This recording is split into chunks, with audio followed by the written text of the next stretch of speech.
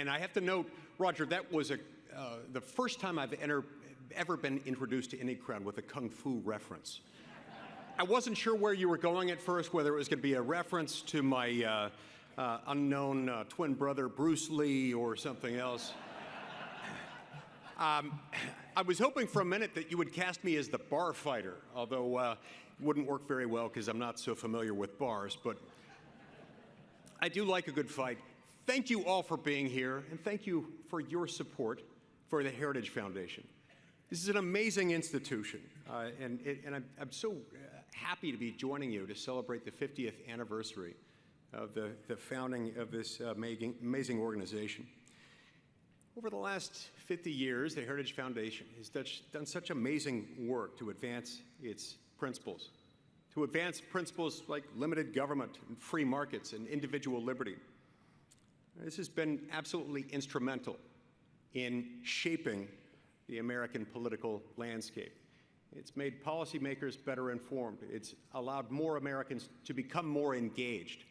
And I thank you for supporting and working within the Heritage Foundation. As we celebrate these remarkable achievements over the last half-century, reflecting on what lies ahead for America is really important, more now than ever. We're approaching our nation's 250th anniversary. And as we think about that, we've got to imagine what lies ahead and what's really at stake. From the economy to healthcare to education, to the way our system of government operates. These things are significant. Heritage's contributions are indispensable. And our decisions will have far-reaching impacts that will stretch another 50 and indeed another 250 years into the future. But we've got to do something important, something that Heritage is always advocating for. These decisions must be our decisions. They must be decisions we make rather than having them foisted upon us. Reminds me of a headline that I saw a few months ago, and I believe it was in Huffington Post. Prince Harry, someone I always try to quote as often as I can, was giving a speech at that venerable democratic institution known as the United Nations, and he started lecturing the American people on this global assault on democracy, due in large part, as I remember, to his disagreement with the Supreme Court's decision in the Dobbs case. And I thought, I wonder if he understands all the layers of irony that goes along with this. I mean, first of all, obviously, you have a Supreme Court precedent that had taken away, removed from the democratic process, the ability of the people to determine their own laws. He missed that part. He missed the part that he is himself the great-great-great-great-grandson of King George III, not just once, but twice. I think both of his parents were related to King George III. And so this prompted me ultimately to tweet, and I'm very proud of this one, "Love being lectured on democracy by an actual prince." Best tweet ever. Look, I first got into this business for that reason, because I believe the American people deserve to be in charge of their own destiny, deserve to be in charge of their own government. That's really why we fought the revolution, because decisions were being made far from us by a large, distant national government, one that taxed us too much, one that regulated us excessively, one that sent forth swarms of officers to eat out our substance. It was so slow to respond to our needs that it caused a lot of problems. I first ran for office because of these concerns and seeing echoes of that, and seeing the fact that the federal government has simply drifted much too far from its constitutional moorings. Now, in many respects, it can become most obvious that we've drifted far from some of the affirmative prohibitions in the Constitution. Yeah, we've seen a deterioration of our rights under the First, Second, Fourth, and Fifth Amendments, just to name a few. But I believe that the original sin of drifting from the Constitution is much more basic than that. It's much more fundamental than that. This original sin all emanates from our drift from the Constitution's two fundamental structural protections. And by this, I mean the vertical protection of federalism which of course identifies the relationship between the states and the federal government, and the horizontal protection, which we call separation of powers, which within the federal government identifies the areas of responsibility within the legislative, executive, and judicial branches. Our drift away from both of these things occurred simultaneously, one propelling the other. And it's from this fundamental deviation that all other departures from the Constitution can be traced. By contrast, by restoring these protections, I think we can heal most, if not all, other weakening of the Constitution. Let me explain a little bit what I mean. So the Constitution puts the federal government in charge of just a few basic things. It's not a general purpose government. Those are states. States and their political subdivisions, cities, towns, counties, and so forth. The federal government has just a limited purpose. It's, think of it as your homeowners association, but with an army. It has to be able to identify something in its charter, the Constitution, in order to be able to act. We can't just say it would be a good idea if we did X, Y, or Z. We have to identify something. To do that, normally you have to look to Article 1, Section 8, which is where nearly every power Congress has, the federal government has, can be found. There's nothing in there that just says pass laws for the good of the people. That doesn't exist. And if someone tells you otherwise, they're misreading parts of Article 1, Section 8. So what does it put us in charge of? Well, it puts Congress, the federal government, in charge of national defense, weights and measures, trademarks, copyrights, and patents, puts us in charge of immigration and naturalization, control of our border, or, we're supposed to do that. It puts us in charge of regulating trade or commerce between the states with foreign nations and with the Indian tribes, of establishing Navy and armies, militias, which we now call National Guard. There are a few other powers, but you get the idea. This is the basic gist of it. That's more or less the big picture landscape. And that's about as far as it goes. Everything else, with good reason, is relegated, reserved to the states or to the people.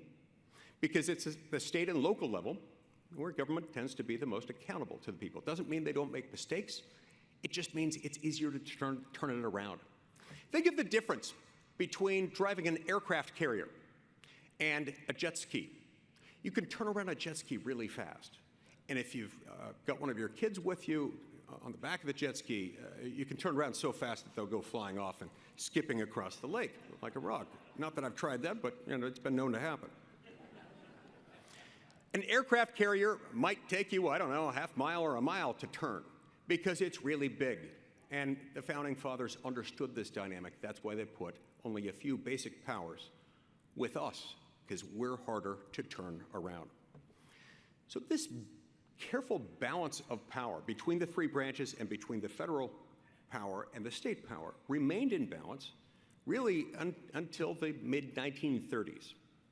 And it worked really well. It ushered in the longest, most sustained, most remarkable, most unforeseen peacetime economic expansion, perhaps in the world's history. But it started to change in the mid-1930s during Franklin D. Roosevelt's New Deal program. You see, prior to the New Deal, the collective expenditures of the states had always exceeded the expenditure of the federal government, at least with the sole exception of a couple of wartime contexts in which other things became necessary and then returned to normal. But after the New Deal era, it has always remained the case that the federal government spends more than every state in the entire country combined. That is a problem, and it's never been restored since then. So this broadening of federal power is itself a problem. And I trace it back personally to one date, April 12th, 1937. It was 2 years to the date that the Supreme Court had moved into its current building. And the Supreme Court decided a case called NLRB versus Jones and Laughlin Steel Company. It didn't catch the notice of a lot of people. Many Washington insiders were aware of it. Basically, the Supreme Court reimagined it, reinterpreted Article 1, Section 8, Clause 3, the Commerce Clause, to give Congress the power not just to regulate interstate commercial transactions, to make sure that the states weren't erecting commercial barriers to trade between them, but it gave Congress the power to regulate anything and everything that in the aggregate affects interstate commerce, which means Congress could now regulate everything. If Congress could imagine it and had lawyers clever enough to write it the right way, Congress could regulate it. All of a sudden, what was supposed to be this dynamic that Madison described in Federalist 45, is the federal government having powers, they're described as few and defined, and the state's powers numerous and indefinite. It's like they flipped the pyramid on its head. So all of a sudden, Congress had this enormous power to regulate labor, manufacturing, agriculture, mining, health, safety, welfare. All those things, to the extent they could do anything about them in the past, they had to be tied to something else, to their military power or some other enumerated power. All of a sudden now they could just do anything. This created a curious shift, because newly possessed of all these powers, federal lawmakers would have to make more laws in more areas and be more accountable to more people because they were making more laws in more areas. They didn't want that. It requires a lot of work. And people get mad at you when you pass laws that hurt people. So they started a new dangerous thing. At the same time, they had just shifted the balance of power between the states and the federal government, the vertical protection. They said, we're not just going to be content to make laws anymore. We're going to make other lawmakers. So Congress started passing laws that sound more like platitudes. We shall have good law in area X, and we hereby delegate to Commission Y the power to create rules that will be enforced as laws, and they will carry it out, and we won't be accountable. Now, they did this because it was easier and because they wouldn't get challenged as easily. It's gone on and on ever since then. It got so bad, I mean, they passed laws saying things like, we shall have good and fair prices for crops, and we hereby delegate to the U.S. Department of Agriculture the power to prescribe limits on how much wheat someone can produce in a year. A guy named Roscoe Filburn got caught up in this web. He got charged thousands of dollars in fines based on the fact that he grew too much wheat on his farm in present-day Dayton, Ohio suburbs. He challenged that, saying, no, we can't do that. This wheat, the wheat by which I exceeded my grain production quota, it never left my farm at all. It never entered interstate commerce. You can't regulate it. And the Supreme Court came back, this was in 1942, in a case called Wickard v. Filburn, and said, but by not selling your wheat and keeping it on your farm, you refrained from buying other wheat on the open interstate market. And by doing that, you had a substantial effect on interstate commerce. I mean, this is like the butterfly theory, but for wheat. The Supreme Court upheld that restriction. And so within Wickard v. Filburn, you see the perfect illustration. Congress conquered new domain, agriculture. Congress didn't want to legislate. It outsourced it to the Department of Agriculture. Agriculture came up with arbitrary limits. Those were enforced. This is a system that's been perpetuated to this day. We have executive branch agencies all the time issuing edicts. And all of a sudden, politicians, when they get one of these that's unpopular with their constituents, as has been known to happen, like when they designate certain areas out of ozone attainment because they set their ozone limits in the EPA, sometimes below where Mother Nature herself sets them, in the absence of human activity. People complain. You know what politicians do then? They beat their chests and they say, those barbarians at EPA, do you know what I'm going to do? I'm going to write them a harshly worded letter, as if that were our job. So look, this system has become more and more common.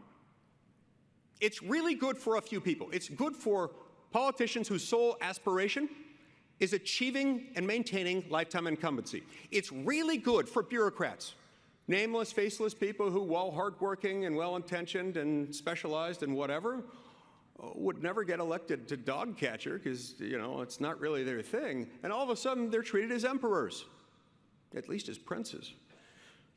It's really good for a small handful of accountants, lawyers, compliance specialists, and lobbyists who make their money off of complexity. As Arthur Brooks used to say, complexity is itself a subsidy.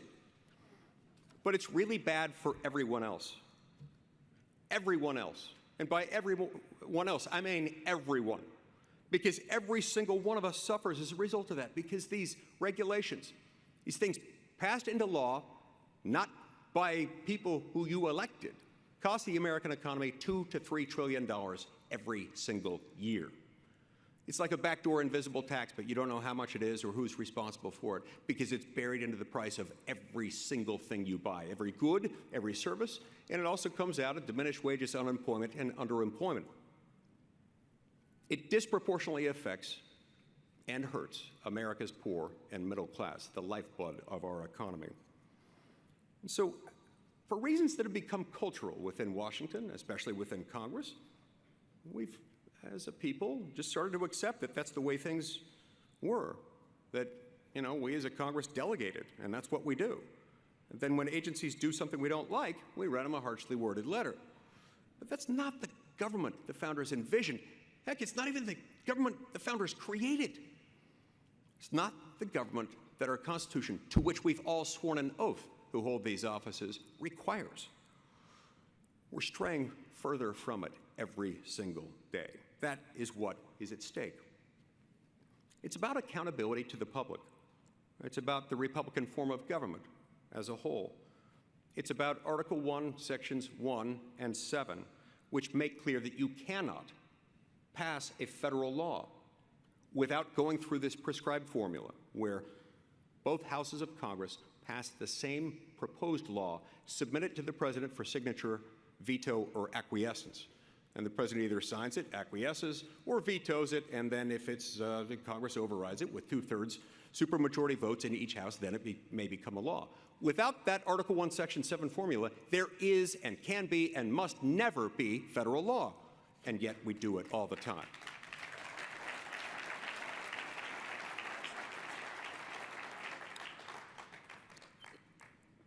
Madison, as if envisioning this moment and fearing that it might one day arise, but not envisioning it completely, commented on this in Federalist number 62. Here's how he put it.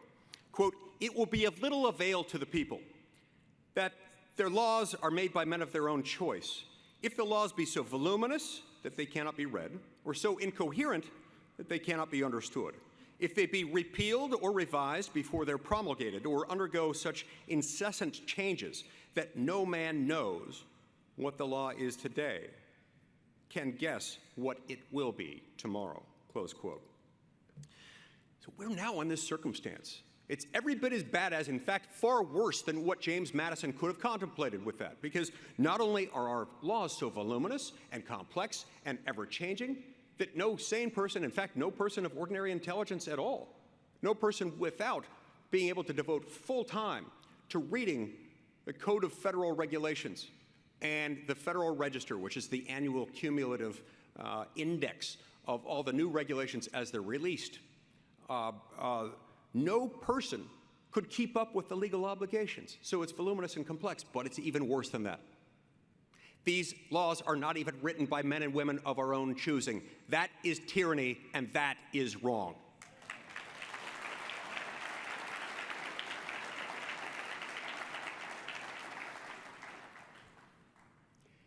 I'm reminded of this feature every time I look at the stacks of documents behind my desk that I keep in the Senate. One stack is a few inches tall. It's usually a few hundred to a few thousand pages long, and it consists of the laws passed by Congress last year. The other stack is 13 feet tall.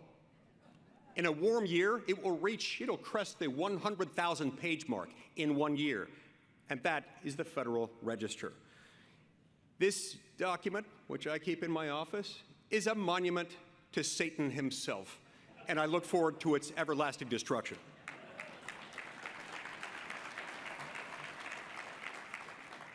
On top of all this, we've made it very difficult to challenge those administrative rules. It's like they're telling us, heads we win, tails you lose, to the American people every time. Deferential standards of review in the courts leave it very, very easy for them to rule your life and stand without accountability. The loose, broad language we give them means that the sky is the limit with them. The sheer volume of delegations of lawmaking power we give them utter free rein, and it's horrible. All of this is as big of a miscarriage of justice as ever exists. So I hope one day to be able to have a conversation with Prince Harry and tell him if he's concerned about democracy, if he's concerned to better describe our form of government as a constitutionally Republican form of government, then he should focus on the vertical protection of federalism and the horizontal protection of separation of powers. Because this kind of unreviewable legislative discretion has historically been reserved for despots and tyrants like King George III. So this is tyranny, and we must address it. We will ultimately overcome it because the American people choose the right thing at the end of the day. Look, the Heritage Foundation's mission, its entire reason for existence, is something that understands the people of the United States are best served by a government that understands and honors and respects the principle of self-government. They've been a voice of reason and an advocate for our shared American values, reminding us of the power of individual liberty and the importance of limited government. Their dedication to promoting a society based on these ideals helped shape the course of our nation, and we're all better off for it. So as we move forward, the challenges facing our country will continue to grow. They're growing faster than ever. We need the Heritage Foundation now more than ever. And I'm so grateful to Kevin Roberts and his amazing team. They do extraordinary work, and I salute them. They will continue to be a force for good in coming years, and I'm so proud to stand with them and with you to support a better, brighter, and more prosperous future for all Americans. May Almighty God continue to bless the United States of America. Thank you.